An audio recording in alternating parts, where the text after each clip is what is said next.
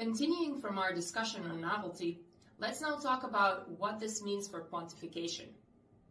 If your proposed method fits within the existing categorization in the CDR market, let's say mineralization or direct air capture, the certification process can be more straightforward.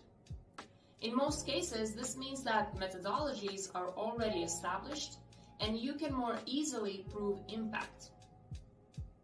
What's great about competing in a market that cares about innovation is that you often don't have to wait for full certification to start talking to buyers.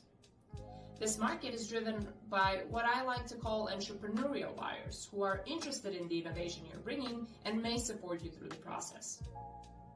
Some registries also recognize that certification can be expensive and time-consuming, so they sometimes act as project developers to help you with your initial financing. But if you're doing something truly novel, this is where collaboration really becomes important.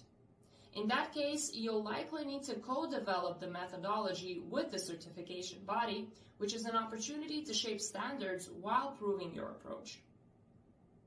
Now let's talk about additionality.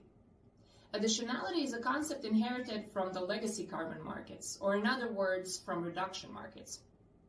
Additionality means that the project would not occur if it weren't for the revenue from carbon trading. It's arguable how relevant this concept is for carbon removal because for the most CDR methods, that's their only revenue stream. There is a practice of distinguishing between financial and environmental additionality, but I prefer to use the concept strictly in financial terms, while for the environmental component in CDR, net negativity is a more accurate term. Where I do see additionality as useful in carbon removal is when we talk about the hybrid approaches, projects that mix reduction and removal, because these approaches often have other revenue streams. And, if we're being fair, subsidies also affect how additional the revenue from the carbon market really is.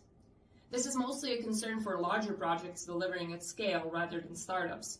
But for founders of hybrid approaches, it is important to know this and to advocate for fairness. For startups navigating quantification, resources like Carbon Plan are invaluable. They help you to define system boundaries, map uncertainties and unknowns, and set baselines for measurement. Even if your data is incomplete, these tools help structure your thinking, communicate impact, and guide decisions.